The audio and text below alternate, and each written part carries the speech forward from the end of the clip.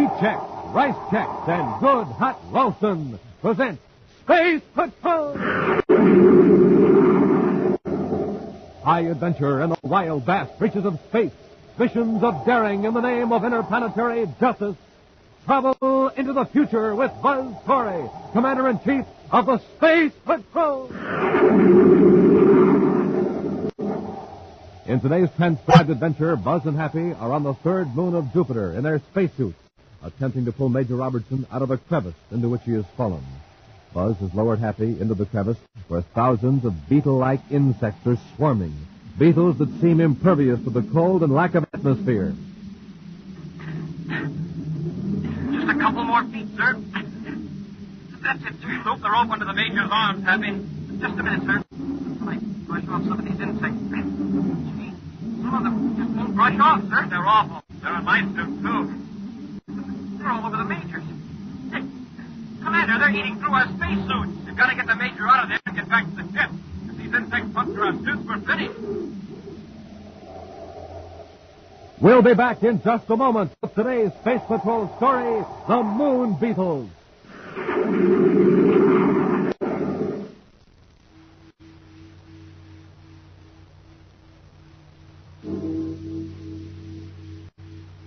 The hour has struck. Yes, today is the last time we can offer you a pair of those wonderful new space binoculars that you can see way off in the distance with. Big 4-power plastic space binoculars, 5 inches wide, 5 inches long, plenty big and plenty of fun. Gang, you can watch people blocks away, study birds in real tall trees, read signs way off in the distance, spot planes high in the sky, and listen, you wear space binoculars on your head. Yes, sir, a strong, elastic band holds them snugly to your eyes, makes you look like a strange man from Mars, leaves your hands absolutely free. Yes, the hour has struck. Today is the last time we can offer you these terrific new Space Patrol space binoculars. To get a pair exactly like Buzz Corey wears, do this. Buy a box of Instant Ralston. Then, with your name and address, send 25 cents in coin and an Instant Ralston box top to Space Patrol, Box 686, St. Louis, Missouri. This offer good only in the USA and may be withdrawn at any time. That's Space Patrol, Box 686, St. Louis, Missouri.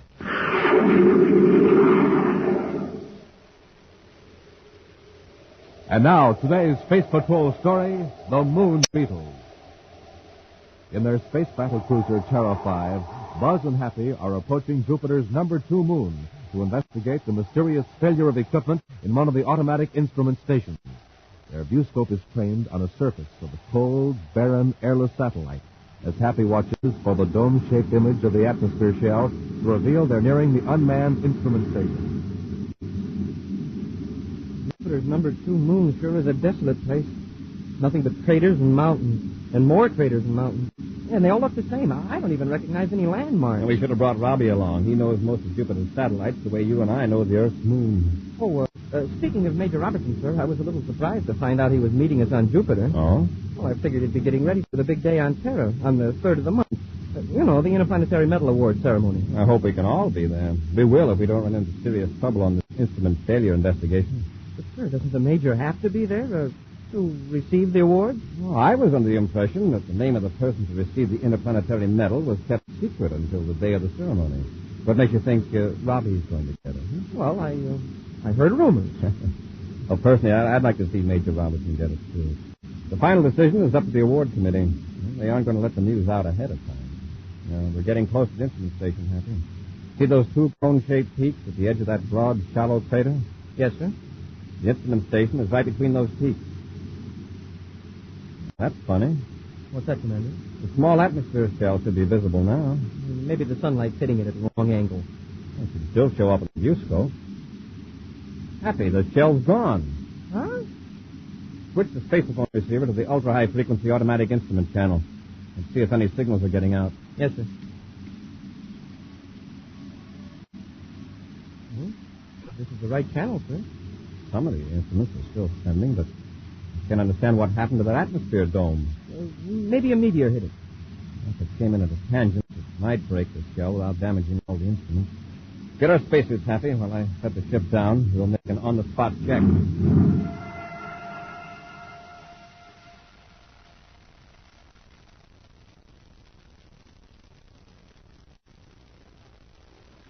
There are the instruments, sir. They don't seem to be damaged. The dome's foundation is intact. So are the double hatches to the airlock. The metal framework and the gates are still standing. Happy, I'm afraid your meteor theory is out. What if it came in almost parallel to the surface of the moon and hit the shell? There would still be fragments of the plastic shell scattered all over the area. Take a look. The ground all around is perfectly clean. Oh, the shell must have been completely disintegrated. That would put most of the instruments out of commission. Even those that were picking up cosmic radiation through the receptors outside the shell. It's very strange, Happy. Cut off the atmosphere plant. We'll get back to the ship and blast off. Yes, sir. I'll space phone Robbie and ask him to meet us to Chargon instead of Jupiter City. Isn't that just south of Jupiter City? Yes, it's a technological center. It's where Dr. William Conrad receives and analyzes the data transmitted from these instrument stations on the different moons. I wonder how he'll analyze the fact that a whole atmosphere...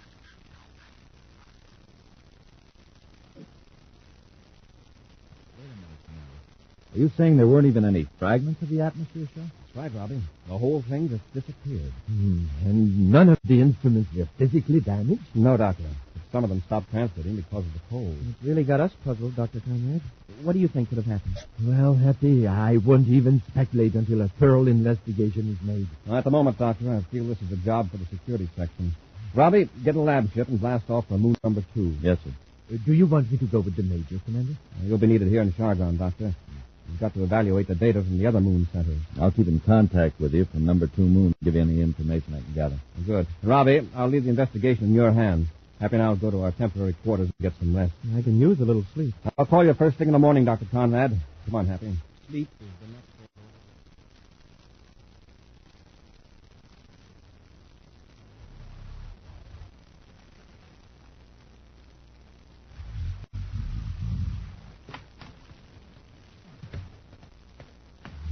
Happy. Happy, wake up. Oh, Commander, what time is it? 6:05 hours Universal Star Time. Are you going to sleep all day? Oh, don't be stupid, huh? I plan to be awake before you, sir. Say, are you sure it's 6:05? Look at your watch.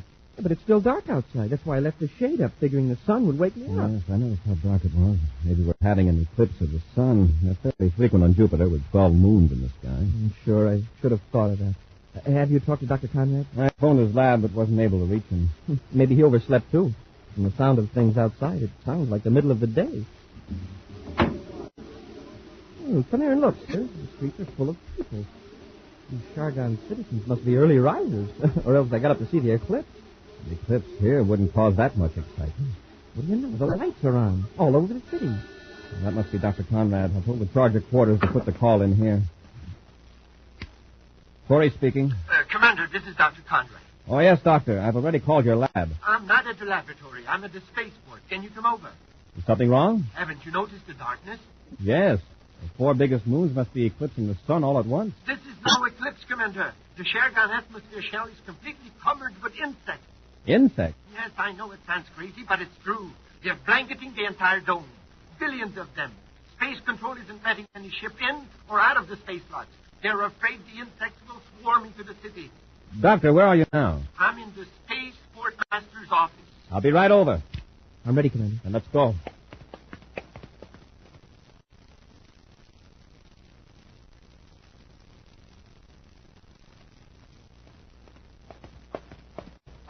Now, here's the office, Captain.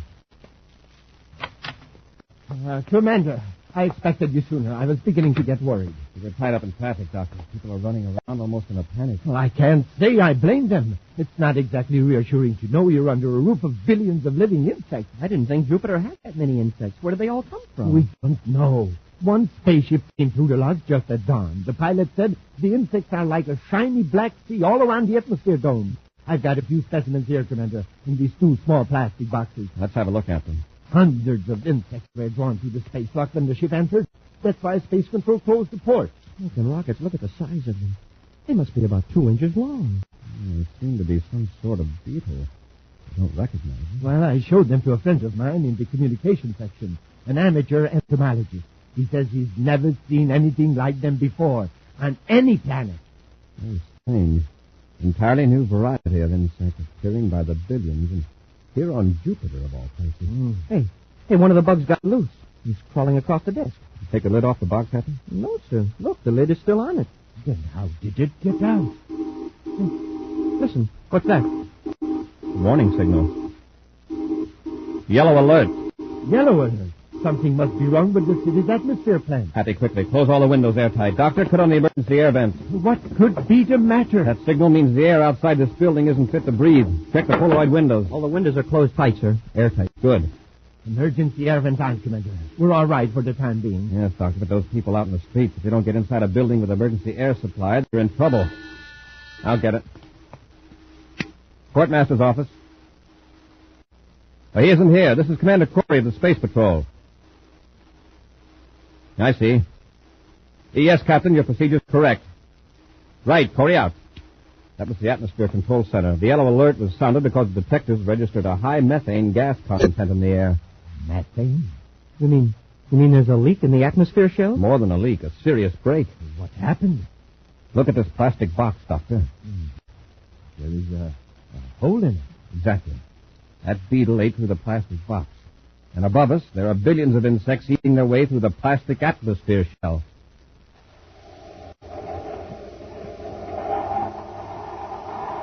We'll be back with Space Patrol in just a moment.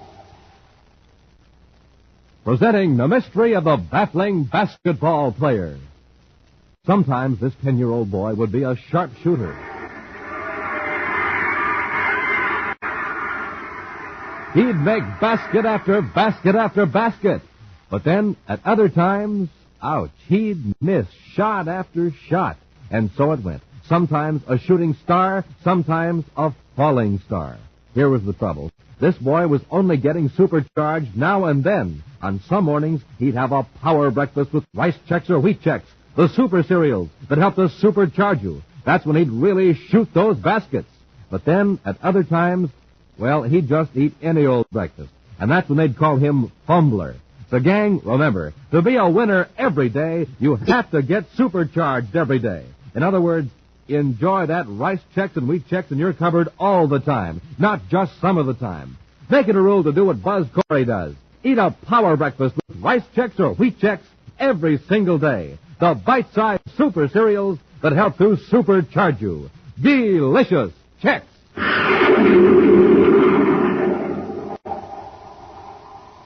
And now back to our Space Patrol story, The Moon Beetles. The city of Shargan on the planet Jupiter is perilled by a vast swarm of strange insects that completely cover the atmosphere shell. These beetle-like insects are gnawing through the thick plastic of the transparent dome over the city, and now the air is contaminated with the harmful gases that compose Jupiter's atmosphere. Buzz, Happy, and Dr. William Conrad have rushed to the atmosphere washing plant, while Major Robertson, at the commander's order, is at the spaceport, ready to lead an exterminator's squadron. Happy and the doctor are standing before the giant motors that force the atmosphere through chemical filters and purifiers, waiting for Buzz to return from the office of the chief air control engineer. Well, the engineers just cut on another auxiliary motor. That's the last one. The plant's working at full capacity. Yeah, but so are those bugs. Oh, here's the commander. Commander, what did the chief engineer say? Oh, it's a losing battle. You just can't build up enough pressure inside the shell to equal the heavy Jupiter atmosphere pressure on the outside. Unless those insects are stopped, pretty soon big chunks of the dome will fall in on the city. They could plunge right through the roof. Well, do you think that DB12X insecticide will kill the bugs, Commander? I don't know.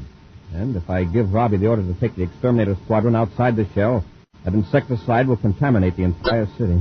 You mean it's harmful to human beings? Definitely. But don't you think it's worth the risk, Commander? If the dome collapses... Oh, you're right, Doctor. There's no time to waste. We'll broadcast a warning for everyone to keep off the streets and to seal their doors and windows. Then we'll go back to Space Patrol headquarters, and I'll tell Robbie to take the squadron up.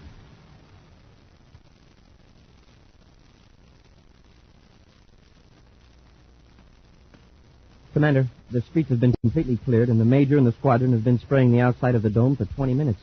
The DB12X ought to be showing some results. If it's going to work. I'll contact Robbie.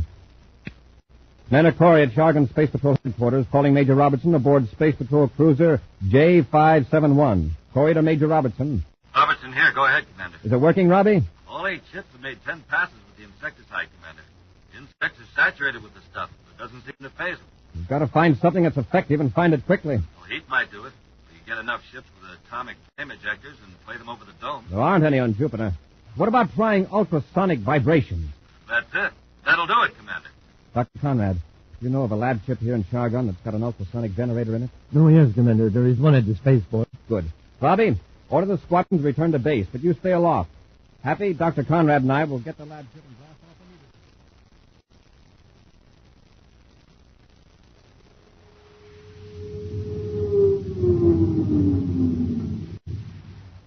immediately. Lab ship secured for blast-off, Commander. All right, Hap, I'll notify Space Control. Commander Corey and Lab Ship X-211 in Area 28, calling Space Control Chargon. Space Control Jargon, go ahead. We're ready for blast-off. You may blast off at will, sir. Space Control out. Stand by to fire rockets, Happy. Standing by, sir. Ready, Doctor? Yes, Commander. Fire rockets.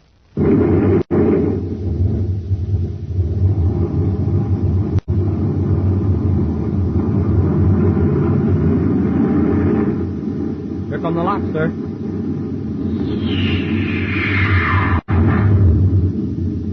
Reduce power and we'll circle back to the dome. What a sight. The dome is black with those insects. I hope this ultrasonic generator does the trick. I'd hate the idea of going back down through that roof of Beetles. Dr. Conrad, will you operate the generator? Of course, Commander. That must be the major ship off on our starboard viewport. Right. Corey aboard Lab Ship X-211, calling Major Robertson. Robertson here. Go ahead, sir. We're going to make a head-on pass at the dome, Robbie. Good hunting. All right, Doctor. Turn on the generator. I've set it at 1 million cycles, Commander. That frequency should be fatal to most insects. Give it plenty of power. Yes, Commander. Here we go, right over the dome. Happy, set the viewscope to high magnification. Yes, sir.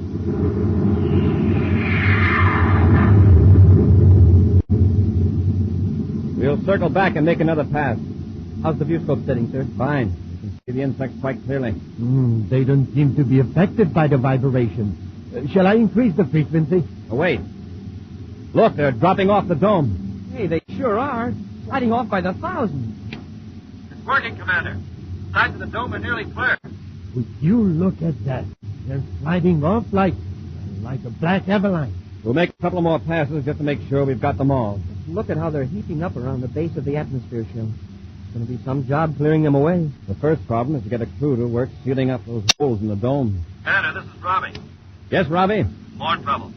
I just got word that there's a plague of those beetles on moon number 3. They've attacked the small atmosphere shell over the research station. That could disrupt the entire interplanetary communications system, to say nothing of ruining all space flight aid stations. Hey, we'd better get out there with the ultrasonic generator. It wouldn't work on that moon, Happy. There's no atmosphere to transmit the high-frequency sound of the insects. They've got to be brought under control. Smoking rockets. Well, there are 100 men on that station. They can't even be evacuated because they can't open the space locks. What's wrong with the power unit? Communications picked up automatic signals that indicate a relay didn't work. If somebody could get there, get inside the power unit shell, and flip that switch, the research station would have power restored. But how about the insects? Doctor, the new delta ray, would that destroy the insects? Yes, but it had to be focused so that the rays wouldn't penetrate the shell, or it would destroy the men inside, too. Is there a delta ray here in Chargon? No, the nearest one is in Jupiter City. Robbie, you blast off for moon number 3 and get that power on. Happy and I'll go to Jupiter City for the delta ray and join you on the moon at the research station.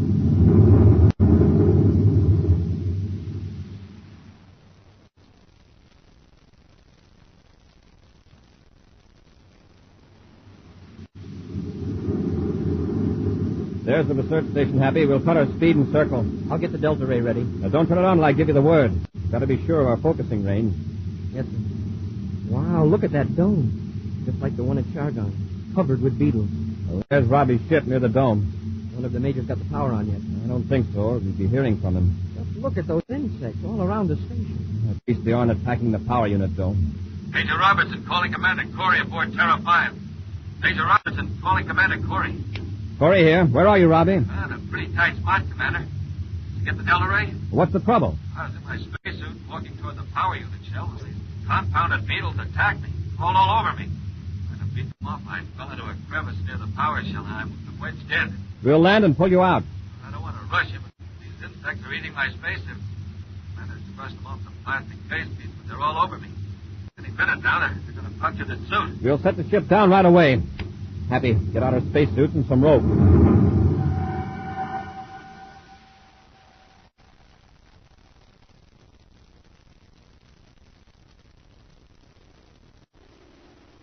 There he is, Commander.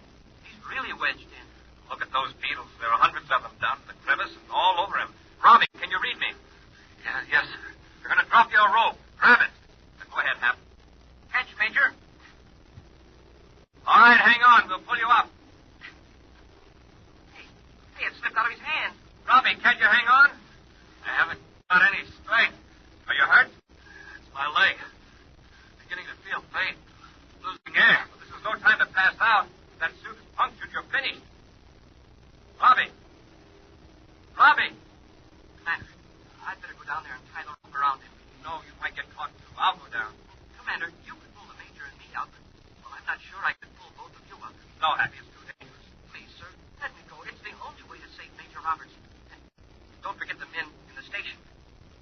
You may be right. Here, take the rope. I'll ease you down. Yes, sir. Lower away. Now, hang on, Happy. That's it. A couple more feet, sir. Okay. Hold it. I'm looping the rope around the Major's arm. Help me if you can, Major. All right, Happy. You ready, Hap? Just a minute, sir. I want to brush off some of these Beetles. One of them burrowed in nearly through my suit. Okay. Pull. Now, hang on to Robbie. He's wedged in pretty tight. Oh, my leg. He's loose now, Commander. Pull us up. Okay.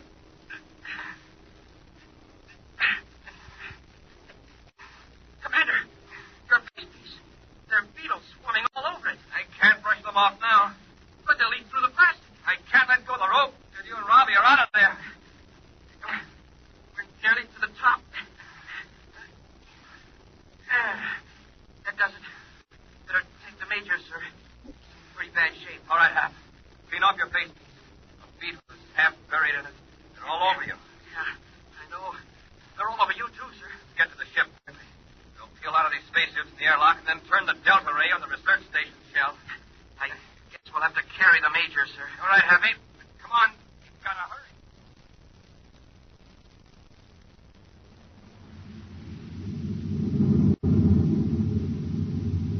The delta ray is focused, Happy. Give it another charge. Hey, it's working. The Beetles are dropping off the shell like flies. Well, this ray works better than the ultrasonic generator. See that, Robbie? Yeah, really shriveling them up. How's your leg? A little better. Good. After we wipe out the Beetles, we'll land and turn the power unit on. Hey, if we can clean this up and blast off for Terra pretty soon, we'll be able to get the Major back for the Interplanetary Award ceremony. Funny, I almost forgot.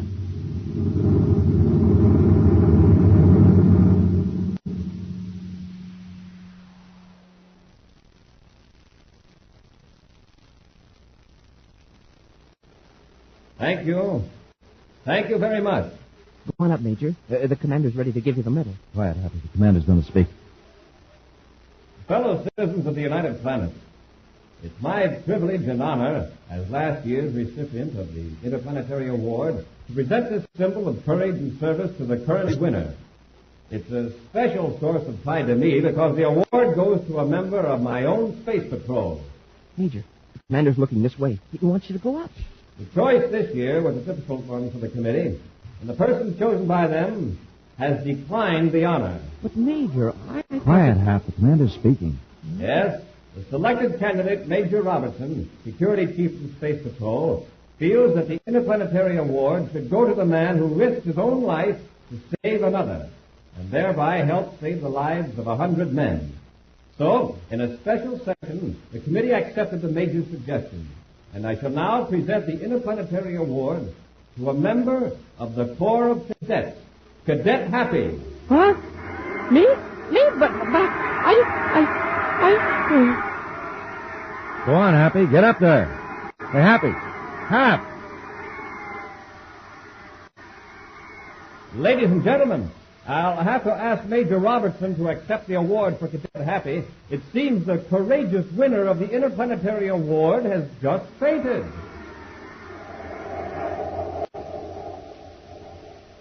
An exciting preview of next week's thrilling Space Patrol adventure in just a moment. But first, gang, here it is.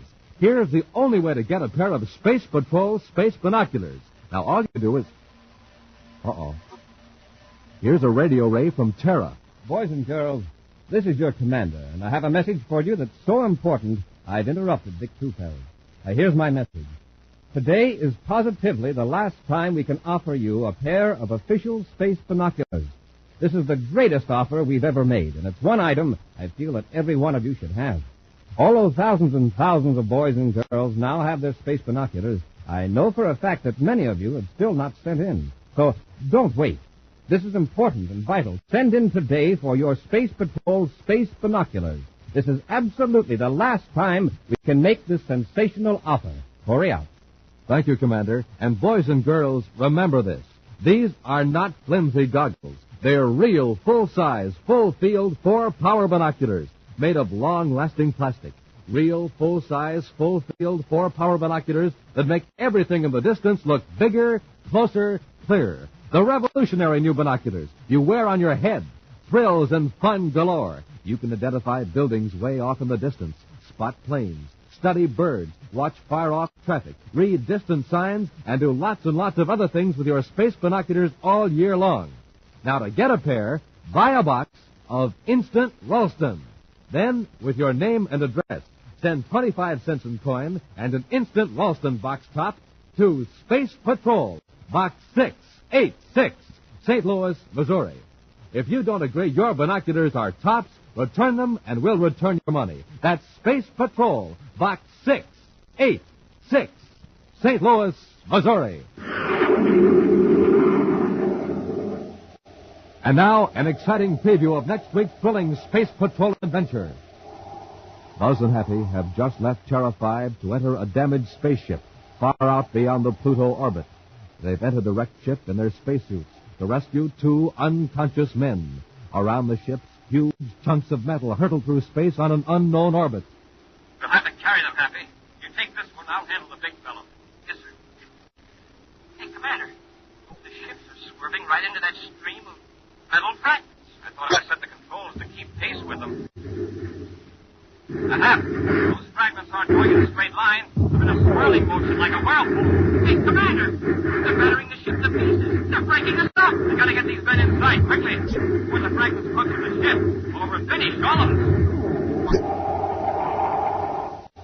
Be sure to be with us next Saturday for the exciting story, The Strange Gift of the New Star, when wheat checks, rice checks, and good hot Ralston again bring you Space Patrol! High adventure in the wild, vast reaches of space. Missions of daring in the name of interplanetary justice. Travel into the future with Buzz Corey, Commander-in-Chief of the Space Patrol! Space Patrol, an original Mike Moser production starring Ed Kemmer as Commander Corey and Lynn Osborne as Cadet Happy, was written by Lou Houston and directed by Larry Robertson. Other players were Ken Mayer and Bela Kovach. Dick Tufeld speaking. Now, don't forget to tune in next Saturday and every Saturday when wheat checks, rice checks, and good hot Ralston again present the new exciting Space Patrol! Be sure to see another exciting Space Patrol program on your local ABC TV station. Consult your paper for time and channel. Space Patrol comes to you transcribed from Hollywood. This is ABC Radio Network.